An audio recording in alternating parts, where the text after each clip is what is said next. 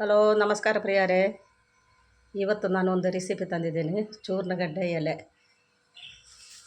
ಇದು ಎಲೆ ಹೇಗೆ ಮಾಡ್ತೀನಿ ಅಂತ ತೋರಿಸ್ತೀನಿ. ಓಕೆ, ಪಲ್ಯ, ಇದರದ್ದು ಪಲ್ಯ.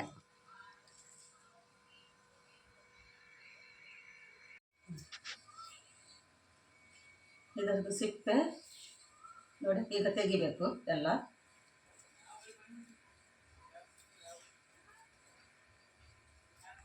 ಉಂಟು ಅದು ಚೂರ್ಣಗಡ್ಡೆದು ದಂಟು.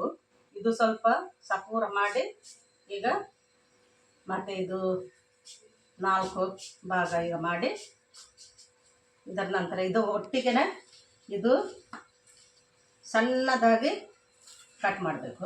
ಈಗ ಸಣ್ಣದಾಗಬೇಕು ನೋಡಿ. ಈಗ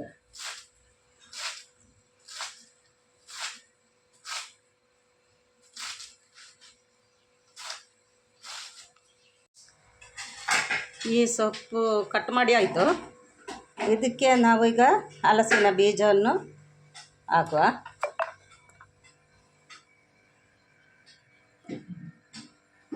ಇದನ್ನು ಈಗ ರೌಂಡ್ ಮಾಡಿ ಕಟ್ ಮಾಡಬೇಕು. ಈಗ ನೋಡಿ, ಈ ಥರ ಕಟ್ ಮಾಡಬೇಕು, ಸಣ್ಣ ಸಣ್ಣ ಆಗಿ.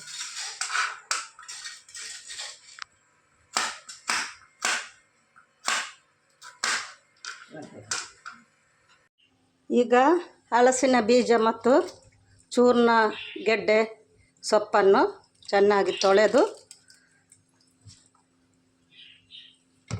ಇಡಬೇಕು.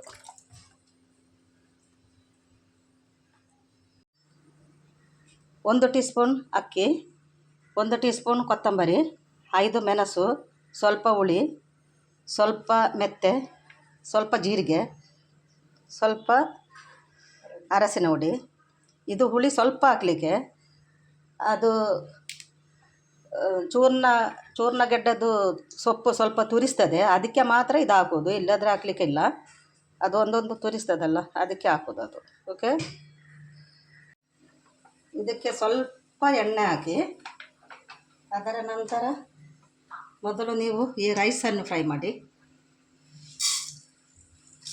ಮತ್ತು ಮೆಂತೆ ಇದೆರಡು ಫ್ರೈ ಆಗುವಾಗ ಇದೆಲ್ಲ ಸಾಮಗ್ರಿಗಳು ಇದಕ್ಕೆ ಹಾಕಿ ಫ್ರೈ ಮಾಡಿ ಮಿಕ್ಸಿಯಲ್ಲಿ ಪುಡಿ ಮಾಡಿ, ನೀರು ಹಾಕಬೇಡಿ. ಓಕೆ,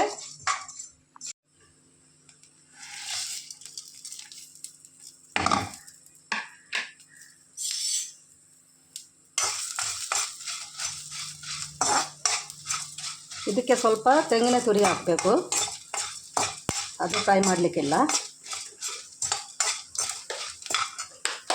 ಒಂದು ತೆಂಗಿನಕಾಯಲ್ಲಿ 1/4 ವಾಸಿ ಸಾಕು.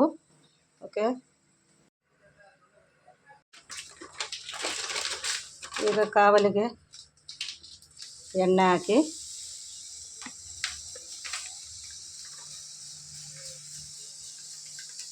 ಸಾಸಿವೆ ಹಾಕೋದು. ಸಾಸಿವೆ ಹೊಡೆದಾಗ ಅದರ ನಂತರ ಇದಕ್ಕೆ ಸ್ವಲ್ಪ ಬೆಳ್ಳುಳ್ಳಿ ಜಜ್ಜಿದ್ದು ಹಾಕೋದು, ಮತ್ತು ಕರಿಬೇವು ಸೊಪ್ಪು, ನೀರುಳ್ಳಿ 1,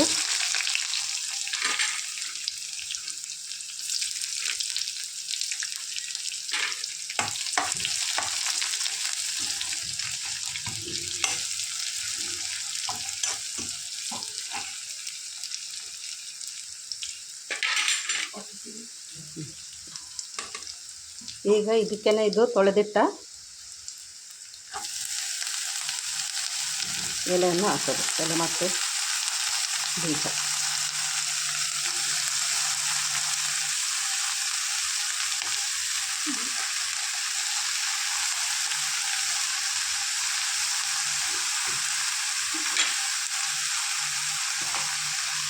ರುಚಿಗೆ ತಕ್ಕ ಉಪ್ಪನ್ನು ಈಗ ಹಾಕೋದು.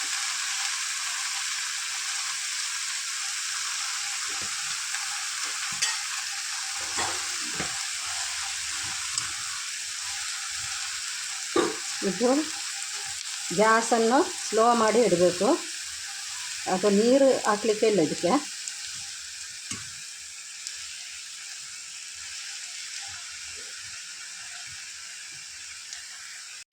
ಈಗ ಇದು ಬೆಂದಿದೆ. ಇದಕ್ಕೆ ಈ ಮಸಾಲೆಯನ್ನು ಹಾಕಿ.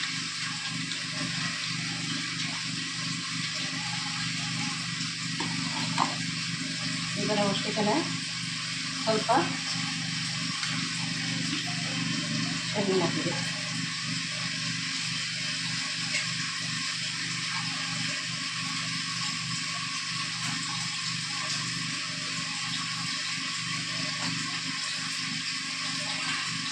ಇದು ರೆಡಿ ಆಗಿದೆ.